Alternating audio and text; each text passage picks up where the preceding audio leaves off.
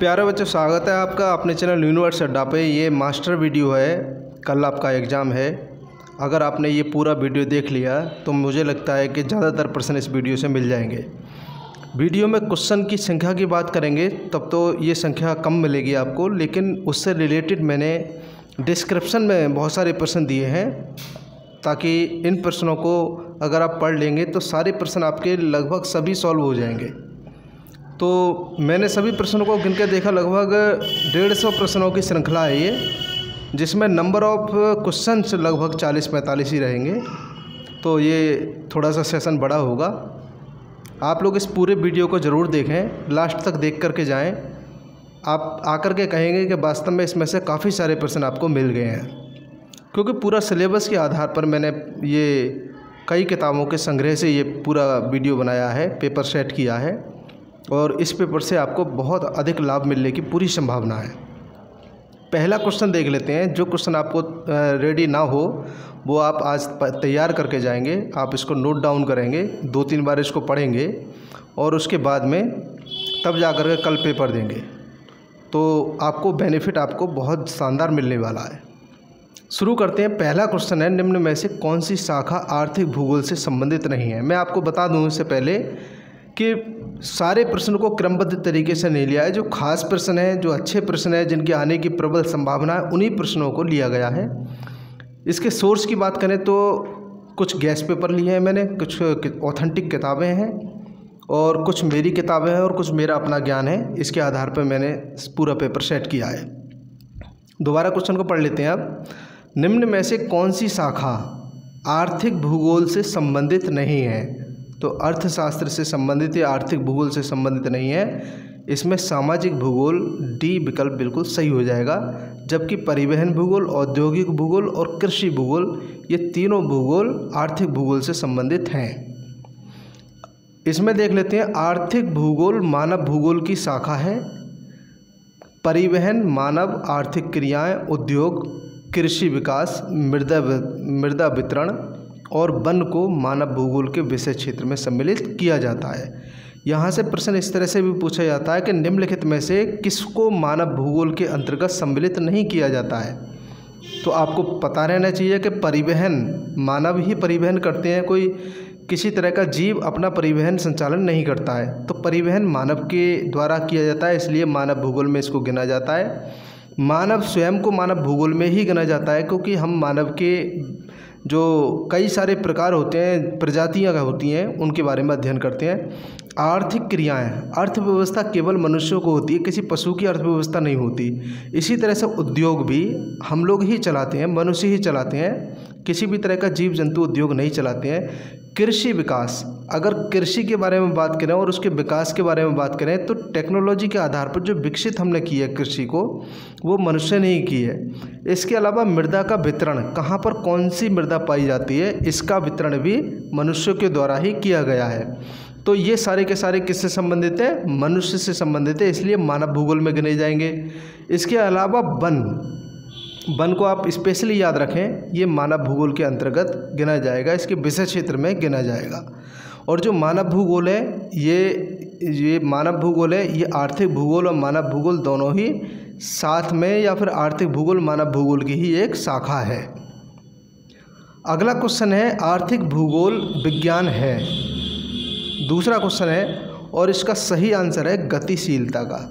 जो आर्थिक भूगोल है वह गतिशीलता का सिद्धांत है। इसका अस्थिर या स्थिर गलत हो जाएगा, तो सा विकल्प बिल्कुल करेक्ट है इसका। अगला क्वेश्चन देखते हैं, आर्थिक भूगोल के जन्मदाता कौन है।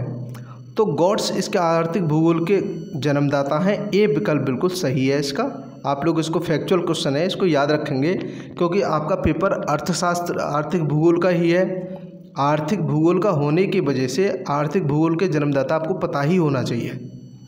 नेक्स्ट क्वेश्चन है, आर्थिक भूगोल के क्षेत्र के अंतर्गत क्या नहीं आता है। तो चौथे का जो सही आंसर है, आप लोग गैस करिए कौन सा है।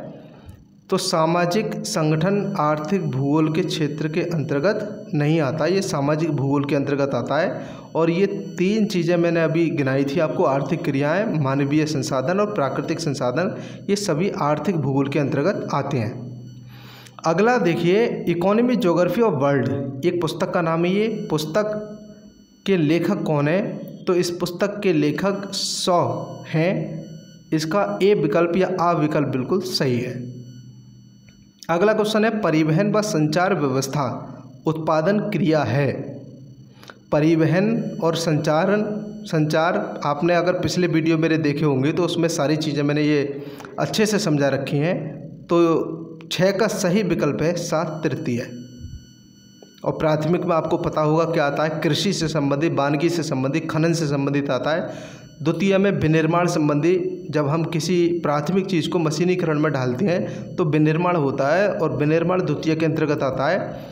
चतुर्थक के अंतर्गत आता है इंटेलिजेंस, जो आर्टिफिशियल इंटेलिजेंस होती है वो आर्टिफिशियल इंटेलिजेंस ही चौथे के अंतर्गत आती है। यानी कि कोई ऐसा तकनीक, ऐसा रोबोट जो स्वतः ही काम करता है उसको हम क्या कहते हैं? इंटेलिजेंस कहते हैं, आर्टिफिशियल इंटेलिजेंस। ये चतुर्थक के अंतर्गत आती है। वैसे बहुत सारी जो टेक्निक्स हैं वो भी फोर्थ के अंतर्गत ही गिनी जाती हैं। तो ये 4 आर्थिक क्रियाएं, कभी पूछ लेता है कितनी आर्थिक क्रियाएं, तो 4 आर्थिक क्रियाएं, प्राथमिक, द्वितीयक, तृतीयक और चतुर्थक।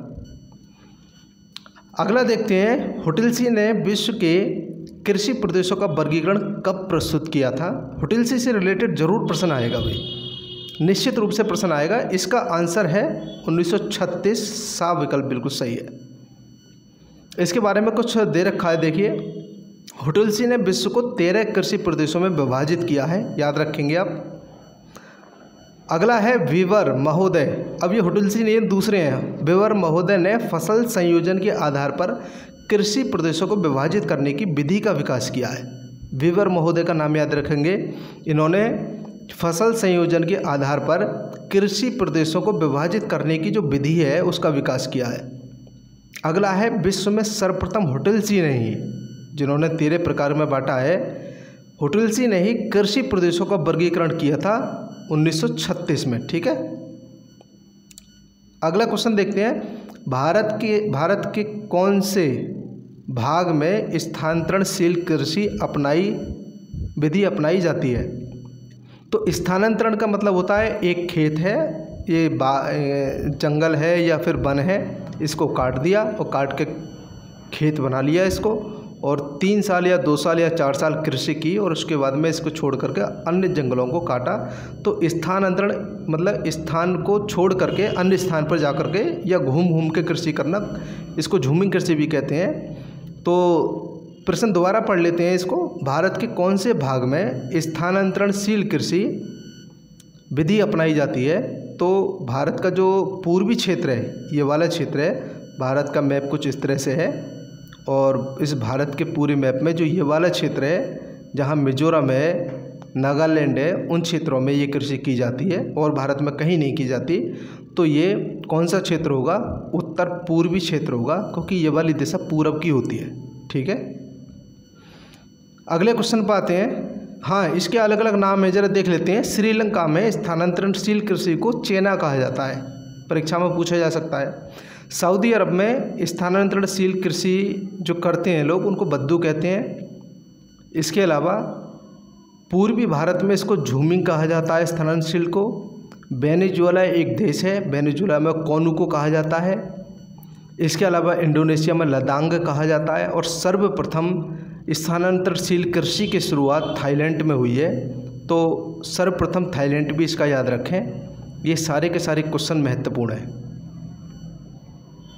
अगला क्वेश्चन है, बागायती कृषि सर्वाधिक कहाँ विकसित है?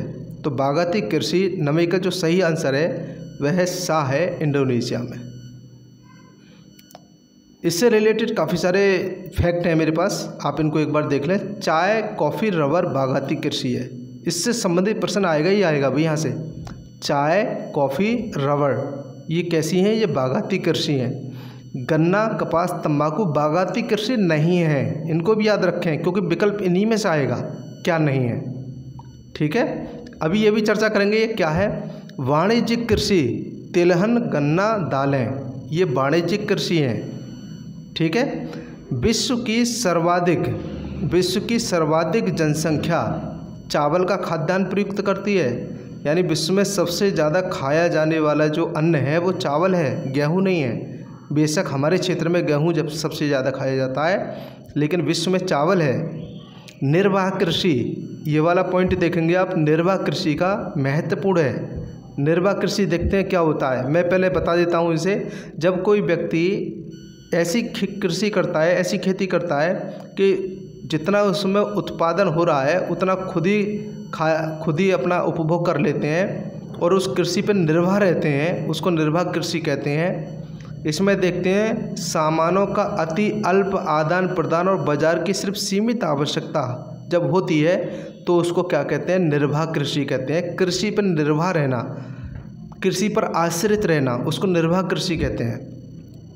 अगला है वाणिज्यिक कृषि। वाणिज्यिक अर्थव्यवस्था, इसमें बाजार प्रतिस्पर्धा यानी बाजार के हिसाब से ही कृषि की जाती है। जैसे मेंथा, गन्ना, तंबाकू, इस तरह की खेती उगाई जाती है। उत्पादन पद्धतियों के निर्माण में प्राथमिक बल के रूप में कार्य करती है। हम जब मेंथा बोते हैं तो मेंथा को खुद नहीं खाते, बल्कि उसका तेल निकलवा करके और बाज़ार में उसको बेचते हैं और बाज़ार के ही हिसाब से उसको उगाया जाता है ताकि उसके अच्छे दाम मिलें। अगला है सघन निर्वाह अर्थव्यवस्था। सघन निर्वाह में देखिए क्या है, आत्मनिर्भर। सघन निर्वाह में अगर आप सघन निर्वाह कृषि करते हैं किसी क्षेत्र में, या किसी क्षेत्र में इस तरह की कृषि होती है, तो वह आत्मनिर्भरता की निशानी है। आप याद रखें इसको। उच्च उत्पादन होता है सघन में, और अधिक जनसंख्या घनत्व जहाँ पर होता है वहीं पर सघन कृषि की जाती है। भारत का जो गंगा के किनारे वाला क्षेत्र है जिसमें हम रहते हैं, यहाँ सघन कृषि ही तो की जाती है।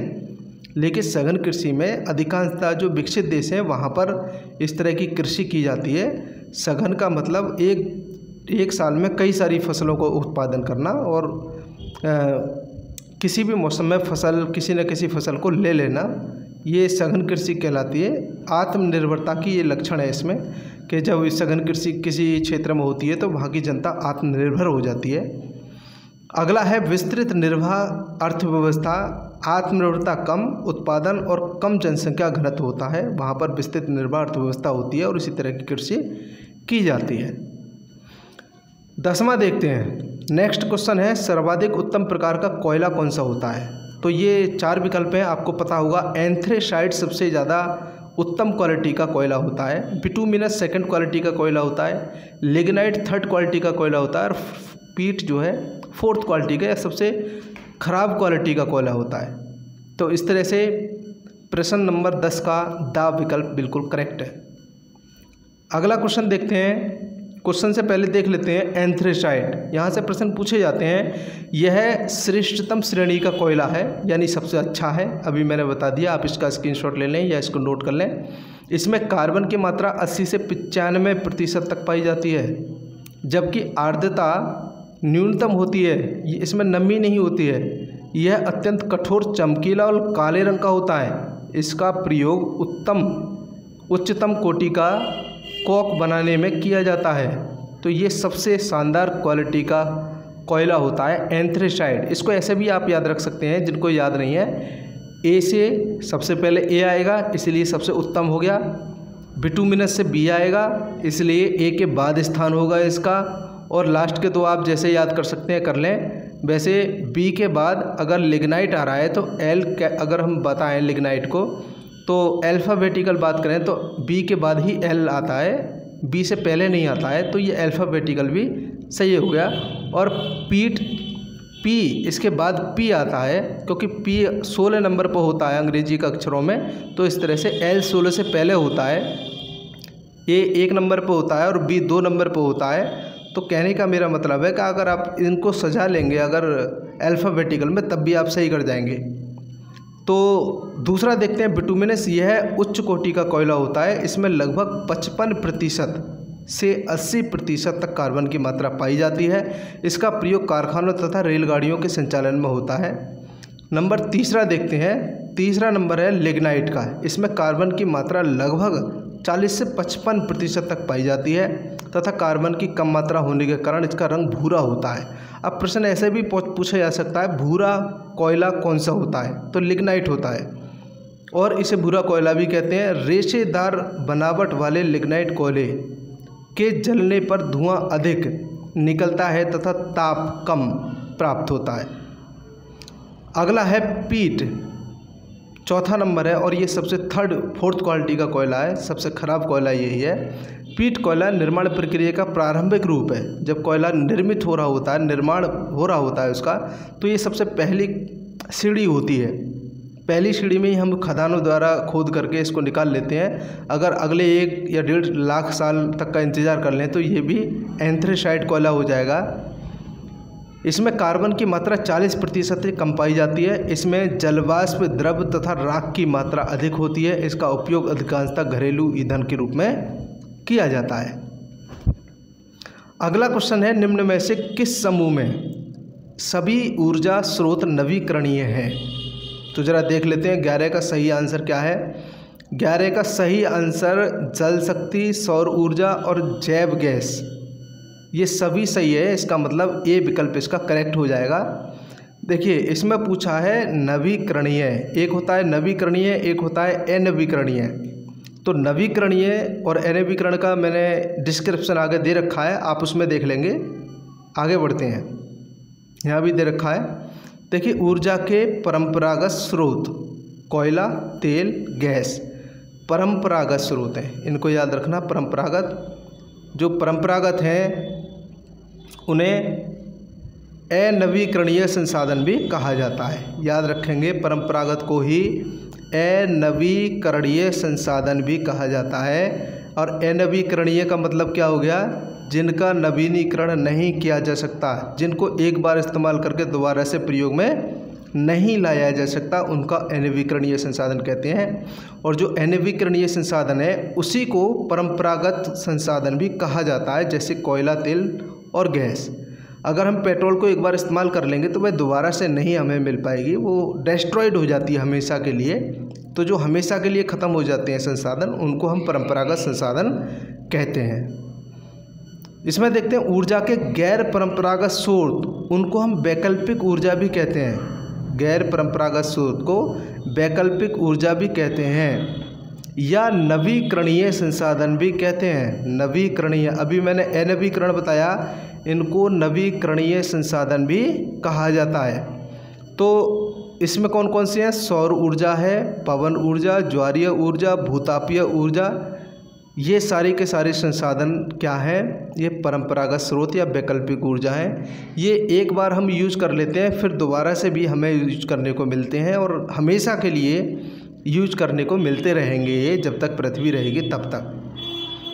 आगे देखते हैं, सोना, चांदी, प्राकृतिक गैस, प्लेटिनम, बेरिल संसाधन के अंतर्गत आते हैं। वे संसाधन जिनमें जीवन नहीं हो उन्हें अजैविक संसाधन कहते हैं, और जिनमें जीवन हो, प्राण हो, उन्हें जीवित संसाधन या जैव संसाधन कहते हैं। ठीक है, इसमें अजैविक में देखिए जैसे वायु, खनिज, तत्व, धातुएं जो हैं, ये सब अजैविक संसाधन कहलाती हैं। तो जैव अजैव से भी प्रश्न पूछा जा सकता है, इसीलिए मैंने पूरा ध्यान रख करके इस क्वेश्चन को यहाँ दिया है।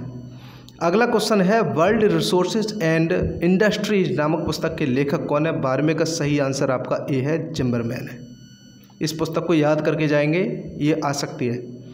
अगला देखते हैं, ग्रेनाइट और नीस चट्टानों में किस प्रकार की मिट्टी का निर्माण होता है? तो नीस में हमेशा लाल मिट्टी का निर्माण होता है, तो ये ए विकल्प बिल्कुल तेरे का सही है। 14वें का देखते हैं, भारत के सर्वाधिक क्षेत्र पर किस प्रकार की मिट्टी का विस्तार पाया जाता है?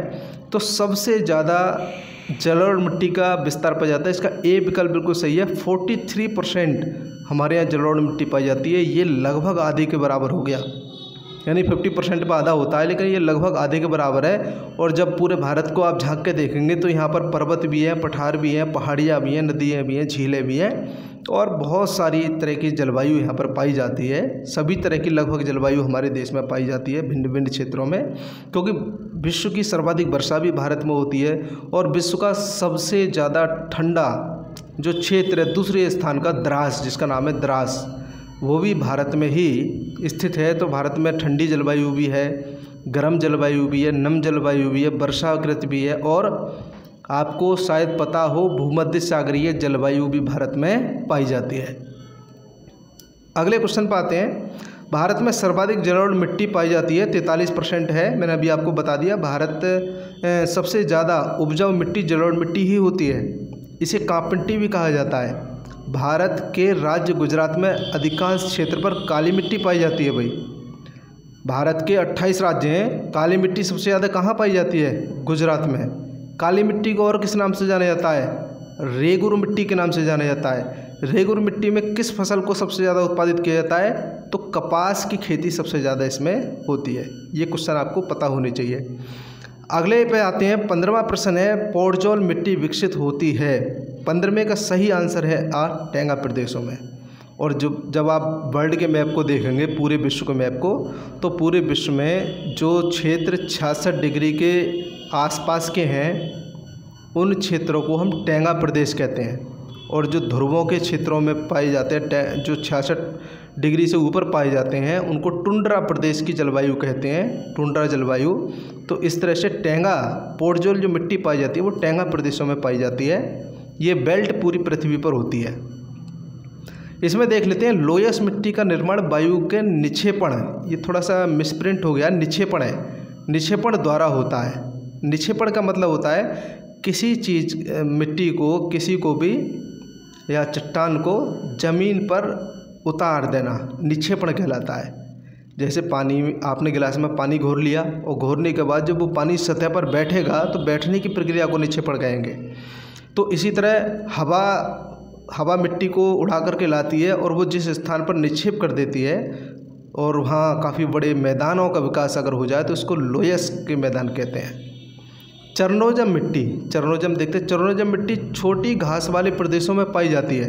अगर प्रश्न आ जाए घास वाले प्रदेशों में तो चरणोजम सही आंसर हो जाएगा। जिन खनिजों में धातु की मात्रा होती है उन्हें धात्विक खनिज कहते हैं, और जिनमें धातु की मात्रा नहीं पाई जाती उन्हें अधात्विक खनिज कहते हैं। इनके उदाहरण जरूर ध्यान से सुन लो। एक तो सोना है, धात्विक है क्योंकि धातु की मात्रा है, चांदी में धातु है, लोहे में धातु है, शीशे में भी धातु है। इसको ज़रा नोट कर लें भी, शीशे में क्या है? धातु है। और वेनेडियम में भी धातु, लोहे का अंश है, क्रोमियम और टंगस्टन तो हैं ही इसके। तो इस तरह से ये सारे के सारे क्या हैं? धात्विक खनिज हैं। अब अधात्विक को ज़रा ध्यान से देखें एक बार। अधात्विक में हीरा, जब हीरे को हम किसी हथौड़े से तोड़ेंगे तो वो पिचकेगा नहीं बल्कि टूट जाएगा। इसी तरह जिप्सम है, इसी तरह खड़िया है, कोयला है, अभ्रक है, चूना है या नाइट्रेट है। ये एक विशेष तरह के, ऐसे जैसे कोयला होता है, कोयले को जब हम तोड़ते हैं या गर्म करते हैं तो वह पिघलेगा नहीं। जो चीज़ नहीं पिघलती है वह अधात्विक खनिजों के अंतर्गत आती है, और टेम्परेचर पर जो चीज़ पिघल जाती है उनको धात्विक खनिज कहते हैं। इसीलिए शीशे को धात्विक खनिज के अंतर्गत रखा गया क्योंकि टेम्परेचर में शीशा पिघल जाता है। आगे आते हैं, 16वां क्वेश्चन है, संसाधन होते नहीं अपितु बनते हैं, यह कथन किसका? बहुत ही पॉपुलर प्रश्न है, ये जिम्मरमैन का है। सी विकल्प या सा विकल्प बिल्कुल सही है 16 का। 17 का देखते हैं, निम्न में से कौन सा परिवर्धनीय संसाधन है? तो 17 का सही आंसर है परिवर्धनीय संसाधन मत्स्य है। इनको हम ज़्यादा भी कर सकते हैं और इनको कम भी कर सकते हैं, इसलिए परिवर्धनीय संसाधन क्या है? मत्स्य यानी मछलियाँ। 18 का देखते हैं, भारत में मैंग्रोव वनस्पति का सर्वाधिक विस्तार किस राज्य में है? तो मैंग्रोव वनस्पति आप याद रखें, पश्चिम बंगाल में मैंग्रोव वनस्पति का विस्तार है। यहाँ पर एक वृक्ष पाए जाते हैं सुंदरी के, सुंदरी के जो वृक्ष पाए जाते हैं वह भी कहाँ पर पाए जाते हैं? पश्चिम बंगाल में। जो डेल्टा है, सबसे बड़ा दुनिया का डेल्टा है, पश्चिम बंगाल का डेल्टा है, गंगा ब्रह्मपुत्र का डेल्टा, सुंदरबन का डेल्टा, इसके कई सारे नाम हैं। यहाँ मैंग्रोव वनस्पति पाई जाती है और ये पश्चिम बंगाल के क्षेत्र में सर्वाधिक स्थित है। आगे क्वेश्चन पर आते हैं, सुंदरबन डेल्टा से रिलेटेड देख लेते हैं। सुंदरबन एक ज्वारीय वन है। सुंदरबन डेल्टा पर जो वन है ज्वारीय वन है, यह दुनिया का सबसे बड़ा डेल्टा है। भारत में सर्वाधिक वन मध्य प्रदेश में पाए जाते हैं। ये क्वेश्चन भी अलग से है, इसको तैयार कर लें। भारत के 28 राज्यों में सबसे ज़्यादा जो वन पाए जाते हैं वो मध्य प्रदेश में पाए जाते हैं, जबकि सर्वाधिक वन क्षेत्र का प्रतिशत मिजोरम में है। अगर हम टोटल वन गिनेंगे, वन को गिन लेंगे, अगर क्षेत्रफल को गिनेंगे तो सबसे ज़्यादा तो किस में है? मध्य प्रदेश में। लेकिन मिजोरम का क्षेत्रफल तो बस इतना सा है, और उसके इतने सारे भाग में क्या है वन है, तो सबसे ज़्यादा क्षेत्रफल क्या हो गया, सबसे ज़्यादा क्षेत्रफल में मिजोरम हो गया। जबकि मध्य प्रदेश के इतने से भाग में वन है, तो वैसे तो अगर गिनती करेंगे तो सर्वाधिक क्षेत्र पे इसी पे वन है, लेकिन कुल क्षेत्रफल की अगर बात करेंगे तो मिजोरम पहले स्थान पर है। उसके कुल क्षेत्रफल का सर्वाधिक जो क्षेत्रफल है वो वनों में है। अगला है भारत में उष्णकटिबंधीय आर्द्र सदाबहार वन शिवालिक श्रेणी पर पाए जाते हैं। ये मोस्ट इंपोर्टेंट प्रश्न है, इसको आप नोट कर लें। अगला देखते हैं 19 निम्न में से कौन से खनिज सामान्यतः साथ साथ पाए जाते हैं। निम्न में से कौन से खनिज साथ साथ पाए जाते हैं। 19 का सही आंसर आपने गैस कर लिया होगा, सीसा और जस्ता। आपने एक खान सुनी होगी जेवर की खान, जेवर की खान है, राजस्थान में पाए जाते हैं। सीसा और जस्ता ये अलग अलग खानों में नहीं पाए जाते, एक ही खान की खुदाई होती है और एक ही खान में ये दोनों साथ साथ पाए जाते हैं। अगला क्वेश्चन है चौड़ी पत्ती वाले सदाबहार वन सर्वाधिक कहाँ पाए जाते हैं, और चौड़ी पत्ती वाले वनों को ही क्या कहा जाता है, सदाबहार वन कहा जाता है। देखो भाई, सदाबहार वन वैसे तो कई सारे क्षेत्रों में पाए जाते हैं, लेकिन जो विषुवत रेखा है, भूमध्य रेखा 0 डिग्री पृथ्वी के बीचों बीच में 10 डिग्री उत्तर से 10 डिग्री दक्षिण के बीच में जो वन पाए जाएंगे वो कौन से वन पाए जाएंगे, सदाबहार वन पाए जाएंगे। अब इसमें देख लेते हैं कौन सा आंसर सही है, क्योंकि मैंने आपको जो सही है वो बता दिया। 20 में सही आंसर पहला, दक्षिणी अफ्रीका में नहीं पाए जाते हैं और दक्षिणी अमेरिका महाद्वीप में हो सकता है, अभी देखते हैं। एशिया में नहीं पाए जाते, ऑस्ट्रेलिया में नहीं पाए जाते। तो जो दक्षिणी अमेरिका महाद्वीप है उसमें एक नदी है अमेजन, आपने पढ़ी होगी अमेजन नदी। नील नदी के बराबर ही अमेजन है, लेकिन नील नदी को सबसे लंबी नदी होने का दर्जा प्राप्त है, अमेजन को सबसे बड़ी नदी होने का दर्जा प्राप्त है। तो अमेजन नदी की जो घाटी है उसके आसपास का जो क्षेत्र है वहाँ पर कैसे वन पाए जाते हैं, सदाबहार या चौड़ी पत्ती वाले वन पाए जाते हैं। और ये जो क्षेत्र है अभी अभी जो मैंने बताया था, विषुवत रेखा भूमध्य रेखा के आसपास का क्षेत्र के अंतर्गत ही ये क्षेत्र पड़ता है, क्योंकि दक्षिणी अमेरिका यहाँ पर पड़ता है और ये ब्राज़ील का क्षेत्र है पूरा। और ब्राज़ील के बीचों बीच जो बहती है नदी वो नदी है अमेजन। अमेजन के आसपास के क्षेत्रों में जो वन पाए जाते हैं वो 10 डिग्री उत्तर से 10 डिग्री दक्षिण के बीच ही स्थित हैं। इसमें देख लेते हैं कुछ डिस्क्रिप्शन है इसका। स्प्रूस, फर तथा पाइन, तीनों के नाम याद रखेंगे आप, के वृक्ष मुख्यतः टैंगा वनों में पाए जाते हैं। मोस्ट इम्पोर्टेंट है भाई ये, आप लोग इसको नोट कर लें। स्प्रूस, फर तथा पाइन ये कहाँ पाए जाते हैं, टैंगा प्रदेशों में। टैंगा प्रदेश कौन से होते हैं, मैंने अभी बताया था आपको, जो 60 डिग्री के आसपास के क्षेत्रों में टैंगा प्रदेश कहते हैं। भूमध्य रेखीय वनों को ब्राज़ील में सिल्वास के नाम से जाना जाता है। अभी ब्राज़ील की चर्चा हो चुकी है, दक्षिणी अमेरिका महाद्वीप में सबसे बड़ा देश है क्षेत्रफल के मामले में। अगला देखते हैं, भारत में पहली बार सामाजिक वानिकी शब्द का प्रयोग 1976 में किया गया। भाई नोट कर लें इसको। अगला देखते हैं 21वां क्वेश्चन है, मेसाबी पर्वत श्रेणी का संबंध है। तो मेसाबी यूएसए में, यूएसए का आपने पढ़ा होगा काफ़ी अच्छे से, ये अमेरिका में लौह अयस्क, कोयला नहीं है इसका, लौह अयस्क से रिलेटेड है मेसाबी पर्वत। 21 का आ सही है। मेसाबी के बारे में देख लेते हैं। मेसाबी पहाड़ी संयुक्त राज्य अमेरिका में स्थित है। आयरन माउंटेन लौह अयस्क क्षेत्र संयुक्त राज्य अमेरिका में स्थित है। विश्व का सर्वाधिक दवा उत्पादन करने वाला देश कौन सा है, चिली। और चिली किसके उत्पादन में भी प्रथम नंबर है, तांबे के उत्पादन में। तांबे के उत्पादन में सबसे ज़्यादा कौन सा देश है, चिली। अगला है, सबसे ज़्यादा मछली उत्पादन शीतोष्ण कटिबंध में होती है। जो सबसे ज़्यादा मछलियों का उत्पादन होता है शीतोष्ण कटिबंध में होती है। मछली उत्पादन में पहला स्थान किस राज्य का है, राष्ट्र का है। तो इसमें एक विकल्प है जापान, अभी अभी मैंने क्वेश्चन किया है, और एक विकल्प है चीन। अब चीन है या जापान है, आप लोग सर्च करके कमेंट बॉक्स में बताइए मछली उत्पादन में पहले स्थान पर कौन सा देश है। अगला देखते हैं, लौह उत्पादन में चीन का विश्व में प्रथम स्थान है, जबकि भारत चौथे स्थान पर है। और ये भारत चौथे स्थान पर, मैं पिछले 10 साल से पढ़ रहा हूँ, चौथे स्थान पर ही है। चीन पहले स्थान पर है, ठीक है। अगला क्वेश्चन देखते हैं, 22वां क्वेश्चन है, निम्न में से कौन सा मैग्नीज उत्पादक क्षेत्र है। तो 22 का सही आंसर है बालाघाट। बालाघाट आपने पढ़ रखा होगा, ये जो विद्यार्थी कंटिन्यू पढ़ रहे हैं इसको तो वो पढ़ चुके होंगे इसको। बालाघाट किससे संबंधित है? मैंगनीज उत्पादन से संबंधित है। अगला है किम्बरले खान। किम्बरले भी काफ़ी महत्वपूर्ण खान है, ये भी आपने पढ़ी होगी। ये सोने के उत्पादन से संबंधित है, सोने का खनन यहाँ पर किया जाता है। आगे बात करते हैं, विश्व में थोरियम का सबसे बड़ा भंडार स्थित है। तो विश्व में थोरियम का सबसे बड़ा भंडार आप लोग गैस कर सकते हैं किस में होगा। इसका सही आंसर 24 का क्या है? भारत में ही है। मैं आपको बता दूं, भारत में एक राज्य है केरल। केरल में जो मिट्टी पाई जाती है मोनोजाइट मिट्टी है। मोनोजाइट मिट्टी में जो थोरियम है वह सबसे ज़्यादा उत्पादित होती है, वहीं पर वो इस मिट्टी में थोरियम पाई जाती है।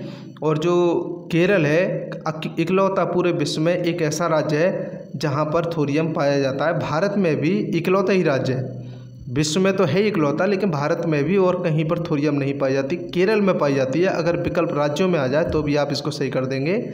वैसे तो अब इसमें ये प्रश्न तो काफ़ी सरल हो गया क्योंकि भारत में ही थोरियम पाई जाती है।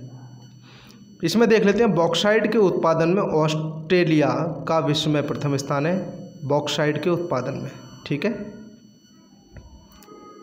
विश्व में सबसे ज़्यादा सोना उत्पादक देश कौन सा है? चीन। सबसे ज़्यादा सोने का उत्पादन कौन करता है? चीन। और सबसे ज़्यादा यूज कौन करता है? भारत। भारत के लोगों को सोना पहनने का बड़ा शौक़ है क्योंकि हमारी शादियों में सोना चलता है, तो हर विवाह में थोड़ा बहुत सोना ज़रूर उपभोग किया जाता है। हर महिलाएं सोना पहनती हैं और बहुत सारे पुरुषों को भी सोना पहनने का शौक़ होता है। भारत इसका सबसे बड़ा उपभोक्ता है और चीन सबसे बड़ा उत्पादक है। कहीं ना कहीं यहाँ पर भी हम वीक हैं चीन से। आगे बात करते हैं, रूर बेसिन जर्मनी देश में स्थित है। रूर जो बेसिन है वह कहाँ पर है? जर्मनी देश में स्थित है। रूर याद रखना आप लोग, रूर, ठीक है। अगला देखते हैं, अगला है कोयला कार्बोनिफेरस। देखो कहाँ से कोयला बन रहा है, कहाँ से कार्बोनिफेरस बन रहा है, इसको याद करना थोड़ा सरल है। कोयला कार्बोनिफेरस कल्प में निर्मित हुआ था भाई। अगला क्वेश्चन पे आते हैं, निम्न में से कौन सा खनिज काला सीसा के नाम से जाना जाता है भाई? 25 का जो सही आंसर है वह है एक ग्रेफाइट। ग्रेफाइट काला सीसा के नाम से जाना जाता है क्योंकि ग्रेफाइट चमकीला होता है। काले कलर के ग्रेफाइट होता है, काले कलर का, लेकिन वो चमकीला इतना होता है कि उसको काला सीसा कहा जाता है। 26वां क्वेश्चन देखते हैं, भारत में लौह अयस्क उत्पादक अग्रणी जो राज्य है, जो समूह है राज्यों का, वो कौन सा है? तो 26 का जो सही आंसर है, मैं इसको डायरेक्टली सही आंसर बता दे रहा हूँ, आप इसको पॉज करके अपना देख सकते हैं। इसका ए विकल्प सही है, उड़ीसा, छत्तीसगढ़, झारखंड। 27वां क्वेश्चन देखने से पहले आप इसको देख लेते हैं, डिस्क्रिप्शन में क्या दे रखा है। भारत में सबसे ज़्यादा बॉक्साइट उड़ीसा राज्य में पाया जाता है। ये भी याद करने के लिए ही मैंने लिखे हैं। भारत का सबसे ज़्यादा कोयले का उत्पादन छत्तीसगढ़ में किया जाता है। अभ्रक उत्पादन और भंडारण में भारत का प्रथम स्थान है। भाई ये तो आपको पता ही होगा क्योंकि जिन चीज़ों में भारत विश्व में अकेला ही उत्पादक और भंडारक है उसका तो पता होना चाहिए। भारत इस समय अभ्रक के उत्पादन में प्रथम स्थान पर है और भंडारण में भी प्रथम स्थान पर है। भंडारण का मतलब ज़मीन के अंदर हमारे पास कितना मौजूद है। विश्व में सबसे ज़्यादा कोयले का उत्पादन चीन करता है। कभी इसमें संयुक्त राज्य अमेरिका भी हो जाता है, इसको याद रख लेना भाई। कभी कभी इसमें संयुक्त राज्य अमेरिका भी हो जाता है। फिलहाल भंडारण में यूएसए है, लेकिन उत्पादन में चीन का पहला स्थान है। विश्व का सबसे बड़ा मछली उत्पादक देश चीन है। इसमें एक जगह मैंने कहीं कहीं जापान पढ़ रखा है, आप लोग इसको बताएं जापान सही है या चीन सही है, कमेंट बॉक्स में आप लोग ज़रूर इसको लिख के दें। 27 देखिए, नीली क्रांति निम्नलिखित में से किससे संबंधित है? तो नीली क्रांति 27 का सही आंसर बा है, मछली के उत्पादन से संबंधित है नीली क्रांति। वैसे पानी नीला सा होता है, इसीलिए आप याद रख सकते हैं नीले पानी में मछलियाँ होती हैं। मत्स्य पालन का व्यवसाय पिसीकल्चर कहा जाता है, याद रखने लायक पॉइंट है। प्लैंकटन समुद्री मछलियों का भोजन है। प्लैंकटन से संबंधित प्रश्न पूछा जाता है भाई। मीठे जल की मछलियों को पकड़ने वाला प्रमुख महाद्वीप भाई एशिया ही है, क्योंकि एशिया में चीन है, इंडोनेशिया है, भारत है, जापान है, और चीन और जापान में ही सबसे ज़्यादा मछली पकड़ी जाती हैं। मैं आपकी जानकारी के लिए बता दूं, जापान सबसे ज़्यादा मछलियों को खाने वाला देश है। इससे ज़्यादा पूरे विश्व में कहीं भी मछलियां नहीं खाई जाती हैं। आगे देखिए, 28 का 28वां क्वेश्चन है, भारत में बोकारो संयंत्र किसके सहयोग से लगाया गया? तो ये रूस के सहयोग से लगाया गया है। इसका बी विकल्प बिल्कुल करेक्ट है। 28 के बाद अगला क्वेश्चन पे चलते हैं, खेतड़ी किस उद्योग के लिए प्रसिद्ध है? तो 29 का जो सही आंसर है वह सा है, तांबा के उत्पादन से संबंधित है खेतड़ी। ये एक राजस्थान की महत्वपूर्ण खान है भाई खेतड़ी, और ये विश्व प्रसिद्ध है, भारत में नहीं पूरे विश्व में प्रसिद्ध है। 30 का देखते हैं, निम्नलिखित में से किस देश में गन्ने की प्रति हेक्टेयर उपज विश्व में सर्वाधिक है? तो इसका आप लोग या तो ब्राज़ील लगाएंगे या क्यूबा लगाएंगे या भारत लगाएंगे। हवाई द्वीप तो कोई लगाएगा ही नहीं, और इसका आंसर भी क्या है, हवाई द्वीप है। ठीक है, अब मैं आपको बता दूं, विश्व में सबसे ज़्यादा जो गन्ने का उत्पादन किया जाता है वो ब्राज़ील में किया जाता है। ब्राज़ील विश्व में पहले स्थान पर गन्ना उत्पादित करता है, भारत दूसरे स्थान पर है। ठीक है भाई, भारत में यूपी पहले स्थान पर है और महाराष्ट्र दूसरे स्थान पर है। ये पॉइंट भी आपको पता होना चाहिए। क्यूबा जो विकल्प है, आप इसको याद रखें कि अपने कुल क्षेत्रफल का सर्वाधिक क्षेत्रफल पर जो गन्ने का उत्पादन किया जाता है वह क्यूबा में किया जाता है। ठीक है, और प्रति हेक्टेयर उपज के हिसाब से बात करें तो प्रति हेक्टेयर मतलब इसके हर खाने में सबसे ज़्यादा गन्ना कौन उत्पादित कर रहा है इतनी जगह में? तो ये कौन कर रहा है, हवाई द्वीप। तो इसलिए इस विकल्प का, इस प्रश्न का जो विकल्प है वह डी सही है। इससे कई तरह से प्रश्न पूछे जाते हैं, सारे तरह से मैंने बता दिया, आपको पता होना चाहिए। देखते हैं इसमें क्या दे रखा है, विश्व में सबसे ज़्यादा गन्ने का उत्पादन ब्राज़ील करता है, अभी मैंने बता दिया। भारत में सर्वाधिक गन्ना उत्पादन में उत्तर प्रदेश का प्रथम स्थान है। कुल क्षेत्रफल के सर्वाधिक क्षेत्रफल गन्ना उत्पादन करने में प्रथम स्थान पर है। ये पॉइंट थोड़ा गलत हो गया है। गेहूं चावल के उत्पादन में चीन पहले स्थान पर है। बसंतकालीन गेहूं की कृषि रूस और कनाडा में की जाती है, और आपको पता होगा अमेरिका और कनाडा के बीच जो क्षेत्र है उसको हम प्रेरी घास के मैदान कहते हैं। प्रेरी घास के मैदानों में क्या होता है, बसंतकालीन गेहूं उत्पादित होता है। विश्व प्रसिद्ध उलंग किस्म की चाय ताइवान में की जाती है। ये विश्व प्रसिद्ध है उलंग। उलंगों को आप याद रखेंगे, ये चाय की एक विशेष तरह की किस्म है और ये स्पेशली ताइवान में की जाती है। अगला क्वेश्चन है, भारत के किस राज्य में पेट्रोलियम का सर्वाधिक उत्पादन होता है? तो 31 का जो सही आंसर है वह है गुजरात में सबसे ज़्यादा उत्पादन किया जाता है। वैसे इसका आंसर महाराष्ट्र भी हो सकता है अगर परीक्षा में आए तो। आपको मैं बता दूं कि जो भारत देश है, ये इसका भारत का जो नक्शा है इधर वाला, यहाँ पर मुंबई है, और मुंबई से जब हम ज़्यादा आगे बढ़ेंगे, समुद्र की तरफ बढ़ेंगे, तो यहाँ बम्बे हाई है। लगभग 186 किलोमीटर दूर बम्बे हाई है तट से। तो यहाँ पूरे भारत का 60% जो पेट्रोलियम खनन होता है 60% होता है, और ये जो क्षेत्र है ये क्षेत्र गुजरात में ही गिना जाता है, इसलिए गुजरात इसका सबसे पहला राज्य हो जाएगा। आगे बात करते हैं, विश्व में कहवा उत्पादन में ब्राज़ील का स्थान प्रथम है। विश्व में कहवा कॉफ़ी तो आप पीते ही हैं, विश्व में कॉफ़ी उत्पादन में ब्राज़ील का पहला स्थान है भाई। गन्ने का भी पहले ही है ब्राज़ील का। और आगे दे रखा है, वान थ्यूरेन ने अपने कृषि अवस्थिति सिद्धांत के केंद्र के चारों ओर 6 पेटियाँ बताई हैं। 6 पेटियाँ बताई हैं, आगे 6 पेटियों का वर्णन मिलेगा आपको। रबड़ की कृषि के लिए 250 से 300 सेंटीमीटर वर्षा होनी चाहिए, यानी 250 सेंटीमीटर का मतलब जान रहे हैं कि हमारे यहाँ 250 सेंटीमीटर वर्षा नहीं होती है। पूरे भारत की औसत वर्षा 150 सेंटीमीटर होती है, तो आप समझ सकते हैं 250 से 300 सेंटीमीटर बहुत अधिक वर्षा हो गई। तो जो रबड़ का उत्पादन किया जाता है वह 250 से 300 सेंटीमीटर के अंतर्गत किया जाता है। इसीलिए जो भूमध्य रेखा है, जो विषुवत रेखा है, उसके आसपास के क्षेत्रों में रबड़ का सर्वाधिक उत्पादन किया जाता है, क्योंकि यहाँ बारिश खूब होती है। तो इस तरह से आपको इमेज क्लियर हो गई होगी। भूमध्य रेखा के आसपास के क्षेत्रों में जो रबड़ का उत्पादन किया जाता है, और ये 250 से 300 सेंटीमीटर वर्षा वाला ही क्षेत्र है। इसमें लास्ट का पॉइंट है, भारतीय कपास छोटे रेशे की किस्म की होती है। जो भारतीय कपास है वह छोटे रेशे की किस्म की होती है, और ये सबसे ख़राब किस्म होती है। जबकि यूएसए में जो कपास पाई जाती है वह लंबे और चमकीले रेशे वाली होती है। तो यूएसए की कपास सर्वाधिक महत्वपूर्ण है, भारत की सबसे खराब है। 32वां प्रश्न देखते हैं, विश्व की रोटी की टोकरी किस क्षेत्र को कहा जाता है? तो 32 का जो सही आंसर है वह है प्रेरी। अभी हमने प्रेरी घास के मैदानों की चर्चा की थी जब बसंतकालीन गेहूं उत्पादित होता है, इसीलिए इसको हम प्रेरी को क्या कहते हैं? रोटी की टोकरी कहते हैं। ठीक है, अगला क्वेश्चन पर आते हैं। देखिए दे रखा है इसमें प्रमुख घास के मैदान। हाँ, घास के मैदानों से संबंधित प्रश्न पूछा ही जाता है। देखिए उष्ण कटिबंधीय घास के मैदान होते हैं और शीतोष्ण कटिबंधीय घास के मैदान होते हैं। इनको एक बार समझ लेते हैं।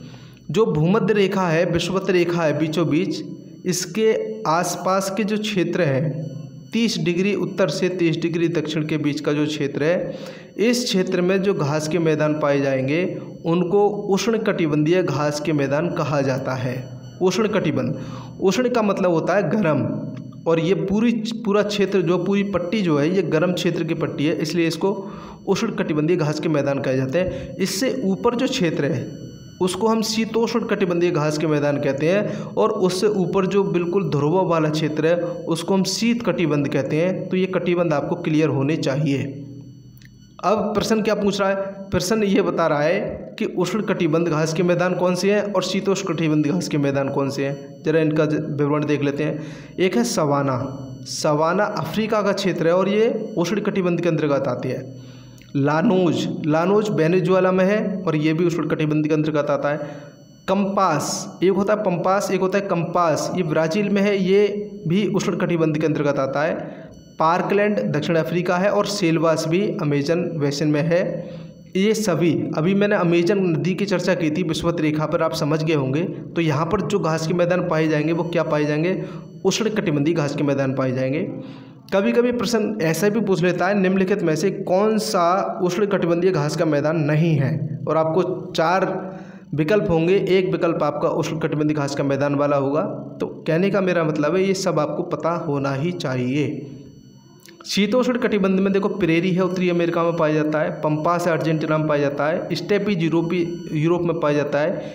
यूरोप और एशिया को मिलाकर के यूरेशिया कहा जाता है, इसलिए इसका कुछ क्षेत्र एशिया में भी है। डाउन्स ऑस्ट्रेलिया में पाए जाते हैं। ये सारे आपके पढ़े होने चाहिए, और मुझे लगता है जो बच्चे कंपटीशन की तैयारी कर रहे हैं सारा का सारा कंपटीशन लेवल का है, आपको आता होगा। इसमें देख लेते हैं, विश्व में चीन को रोटी की डलिया के नाम से जाना जाता है। जो चीन देश है उसको रोटी की डलिया के नाम से जाना जाता है। विश्व में चावल का कटोरा थाईलैंड देश को कहा जाता है। ब्राज़ील में कहवा के बागानों को फेजेंडा कहा जाता है। ब्राज़ील में सेल्वास प्रदेश के प्रमुख फसल गन्ना है। ब्राज़ील में जो सेल्वास है, जो सेल्वास घास के मैदान हैं, उनमें सबसे ज़्यादा उगाई जाने वाली फसल क्या है? गन्ना।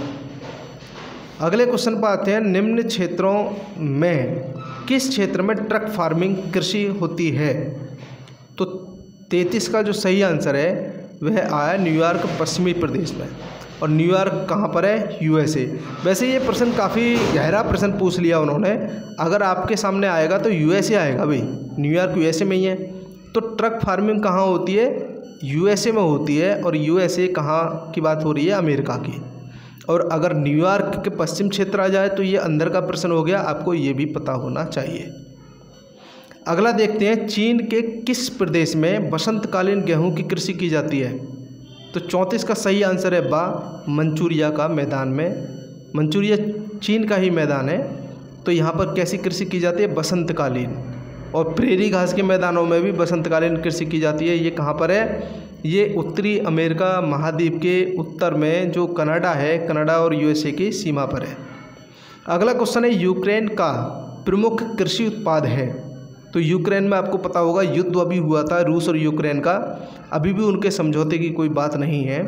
तो पता चला होगा आपको कि गेहूं की कीमतें बढ़ गई थी, इसलिए यूक्रेन गेहूं का बहुत बड़ा उत्पादक देश है।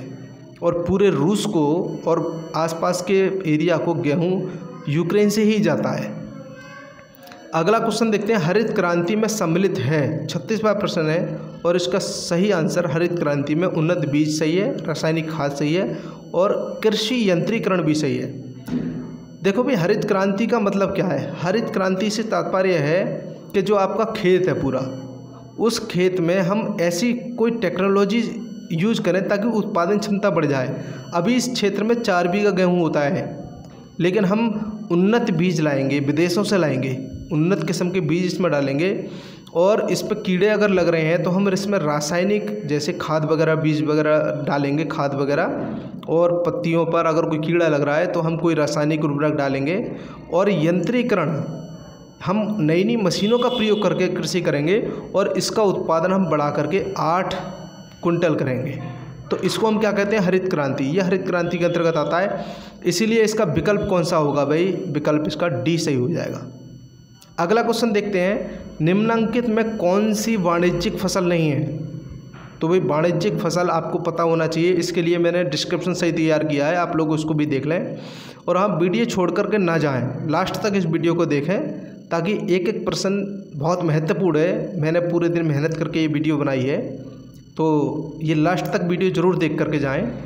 अगर बीच में स्किप कर जाते हैं आप तो कई सारे प्रश्न आपके छूट जाएंगे, क्योंकि मैं बहुत फास्ट पढ़ा रहा हूँ। हाँ भाई, अगला प्रश्न देखते हैं, निम्नलिखित में से कौन सी वाणिज्यिक फसल नहीं है? 37 का जो सही आंसर है वह है दार रबड़।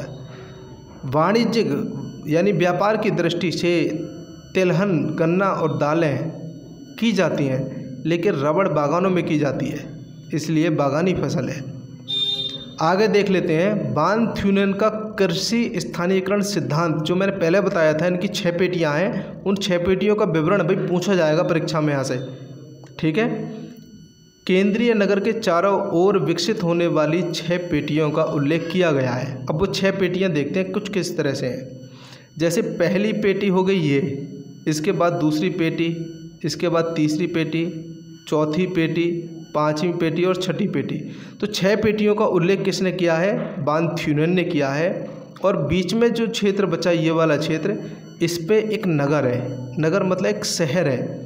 शहर के चारों तरफ उगाने वाली जो सब्जियां हैं, फल सब्जियां, लकड़ी वगैरह, वो कौन सी पेटी में क्या चीज़ उगेगी, ये प्रश्न पूछा जाता है। इन पेटियों की संख्या कितनी है, ये प्रश्न पूछा जाता है। तो संख्या तो इनकी भी 6 पेटी बताई है वान थ्यूनेन ने। अब कौन सी पेटी में क्या चीज़ उगाई जाएगी, ये देख लो। पहली पेटी, इसमें शीघ्र क्षयशील वस्तुएं जो तुरंत खराब हो जाती हैं, ऐसी वस्तुएं उगाई जाएंगी, जैसे दूध का उत्पादन करना, साग या सब्जी। अब हरी सब्जियां हम दूर उगाएंगे। तो शहर के किनारे आते आते, पहले ट्रेनें वगैरह नहीं थी, पहले के ये सिद्धांत है, तो जब दूर से बैलगाड़ी से सामान आएगा, 4-6 दिन में आएगा, और हरी सब्जियां पता चल रहा कि ख़राब हो गई रास्ते में, तो वान थ्यूनेन का मानना था कि जो पास के क्षेत्र हैं उनमें हरी सब्जियां, साग सब्जी वगैरह और दूध उगाया जाना चाहिए या उत्पादित किया जाना चाहिए। दूसरी पेटी देखते हैं। दूसरी पेटी में जलाने की लकड़ी, पहले गैस नहीं हुआ करती थी तो जलाने की लकड़ी का महत्व ज़्यादा था, तो दूसरी पेटी में जलाने वाली जो लकड़ी है उसका उत्पादन किया जाएगा। अब इसका मतलब लकड़ी तो ख़राब नहीं होती है, लेकिन वान थ्यूनेन का मानना था कि जो दूसरी वाली पेटी होगी, उस पेटी में अगर हम लकड़ी उगाएंगे तो लकड़ी वजनदार होती है, और वजनदार होने की वजह से ही हम आसानी से शहर के किनारे तक इसको ला सकते हैं। ज़्यादा दूर उगा लेंगे अगर लकड़ी को, तो इतना वजन होता है कि उसको लाने में बहुत ज़्यादा भाड़ा खर्च हो जाएगा, इसलिए लकड़ी महंगी हो जाएगी। इसलिए दूसरी पेटी में हम क्या उगाएंगे? लकड़ी उगाएंगे। ये कल्पना की गई थी। तीसरी पेटी में गहन कृषि पद्धति द्वारा अन्न उत्पादन किया जाएगा। और चौथी पेटी में अपेक्षाकृत विस्तृत कृषि की जाएगी, बड़े खेतों को बना करके खेती की जाएगी, जिसमें अन्न की खेती भी की जाएगी। पाँचवीं पेटी में 3 खेती प्रणाली पद्धति होगी, और 6ठी पेटी में पशुपालन किया जाएगा। पशुपालन सबसे लास्ट की खेती में इन्होंने बताया। और उसके बाहर जो कृषि होगी 7वीं पेटी में, वह प्रति भूमि छोड़ दी जाएगी, उसमें कहीं कृषि कर ली, कहीं पशुपालन कर लिया, कहीं पर ऐसी छोड़ दी। इस तरह से इन्होंने व्यवस्था बताई। आगे क्वेश्चन देखते हैं, कुद्रेमुख लौह अयस्क परियोजना किस राज्य में है? तो 38 का सही आंसर है कर्नाटक में कुद्रेमुख में लौह अयस्क की खान है। अगला है विश्व का सबसे लंबा रेल मार्ग कौन सा है? तो विश्व का सबसे लंबा रेल मार्ग 39 का सही विकल्प आ है ट्रांस साइबेरियन रेल मार्ग है। महत्वपूर्ण प्रश्न है भाई, ये आ सकता है। अगला क्वेश्चन देखते हैं, विश्व का सर्वाधिक व्यस्त समुद्री जलमार्ग। मैंने हर प्रश्न को छांट करके रखा है। उत्तरी अटलांटिक महासागर है। मैं आपको बता दूं, उत्तरी अटलांटिक महासागर मैं इससे पहले वाले वीडियो में भी पढ़ा चुका हूं कि ये प्रशांत महासागर है और ये अंध महासागर है। सॉरी, गलत हो गया, एक मिनट को। ये जो क्षेत्र है पूरा, ये क्षेत्र है उत्तरी अमेरिका का और ये क्षेत्र है यूरोप का। उत्तरी अमेरिका महाद्वीप भी बहुत ज़्यादा विकसित है और यूरोप भी बहुत ज़्यादा विकसित है और बीच में है अंध महासागर। तो दोनों विकसित देशों को एक दूसरे की ओर जाने और आने और सामान भेजने में ये क्षेत्र इतना ज़्यादा व्यस्त हो जाता है, इतना व्यस्त हो जाता है कि ये विश्व का सबसे ज़्यादा व्यस्त समुद्री जलमार्ग बन गया। यहाँ पर जहाज़ चलते ही रहते हैं, व्यापार होता ही रहता है और उच्च कोटि का व्यापार होता है। तो इसलिए विकल्प सा या विकल्प सी बिल्कुल करेक्ट है 40 का। अगला क्वेश्चन देखते हैं, सुएज नहर कब बनकर के तैयार हुई? सुएज नहर बनकर तैयार हुई 1969 ईस्वी में। सुएज नहर के बारे में कई सारे प्रश्न हैं, देख लेते हैं। सुएज नहर लाल सागर भूमध्य सागर को जोड़ती है। एक तरफ भूमध्य सागर है, एक तरफ लाल सागर है, दोनों को जोड़ने वाली जो नहर है वो कौन सी है?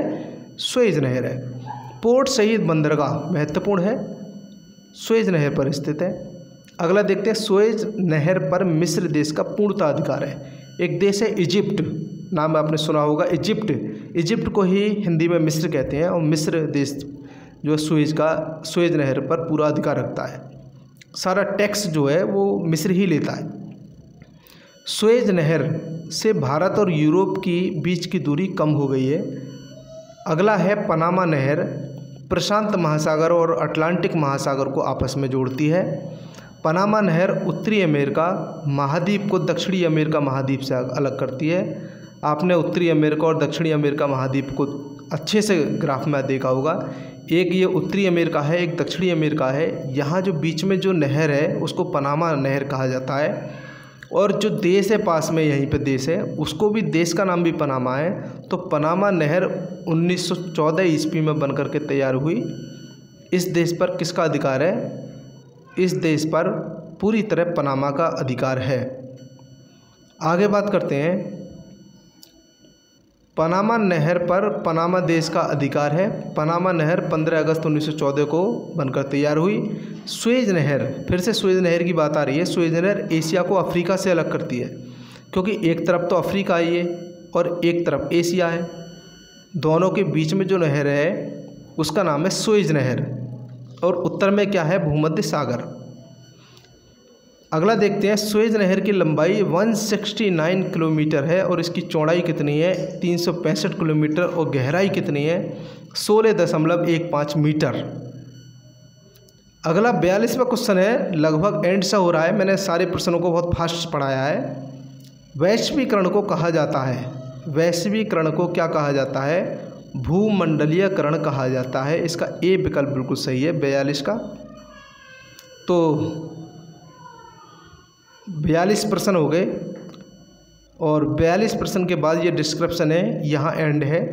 भारत में वैश्वीकरण, वैश्वीकरण से प्रश्न आएगा भी 100%, आप लिख लीजिए। वैश्वीकरण से आपको प्रश्न देखने को मिलेगा। वैश्वीकरण होता क्या है, पहले आप ये समझ लो। वैश्वीकरण होता है, ये पूरा विश्व है और इस पूरे विश्व में लगभग 206 देश हैं। 193 देश यूएसए संयुक्त राष्ट्र की मान्यता प्राप्त हैं। इन इतने सारे देशों में हम संचार तकनीकी और बाज़ार का एक दूसरे से आदान प्रदान करते हैं। जैसे हमारे यहाँ कोई चीज़ बहुत अच्छी उत्पादित हो रही है, हम पूरे विश्व में जाकर बेचेंगे, ज़्यादा महंगी बिकेगी। अगर हम छोटे से एरिया में ही बेचेंगे तो कम महंगी बिकेगी। किसी व्यक्ति को कोई कला आती है, हम भारत में उस कला को बेचेंगे तो कम पैसे मिलेंगे, पूरे विश्व में बेचेंगे तो उसकी कीमत ज़्यादा होगी। तो वैश्वीकरण का मतलब है पूरे विश्व को एक गांव के रूप में समझ लेना, पूरे विश्व में ऐसा माहौल पैदा करना कि पूरा विश्व एक गाँव जैसा लगे। एक दूसरे को सारी तकनीकी बेचो, सारी टेक्निक्स दो और पूरे विश्व का विकास करो, ये होता है वैश्वीकरण। तो भारत में वैश्वीकरण की प्रक्रिया 1951 में प्रारंभ हुई थी। वैश्वीकरण के जनक के रूप में रॉलैंड रॉबर्टसन को जाना जाता है, ये नाम याद रखना भी, रॉलैंड रॉबर्टसन। अगला है वैश्वीकरण व्यवस्था। वैश्वीकरण व्यवस्था के अंतर्गत तकनीक के आवागमन पर बल मिलता है। समस्त विश्व को वैश्विक गांव में परिवर्तित करना वैश्वीकरण प्रक्रिया का लक्ष्य है। वैश्वीकरण की प्रक्रिया का आधार उदारवाद है। ये आपके सारे के सारे प्रश्न हो गए। इसके बाद कोई प्रश्न नहीं है, सारे प्रश्न आपके कंप्लीट हो गए। अगर आपने इससे पहला वाला वीडियो नहीं देखा है जो मैंने कल अपलोड किया है, तो वो वीडियो से संबंधित जो प्रश्न थे वो मैंने इसमें बचा दिए, क्योंकि ज़्यादा लंबा वीडियो हो जाता। इसलिए आप 2 वीडियो देख लें। एक ये वाला वीडियो तो आप निश्चित रूप से देखेंगे, और जो कल मैंने अपलोड किया है वो वीडियो भी आप लोग देख लें, तो आपका कल्याण पूरी तरह से हो जाएगा।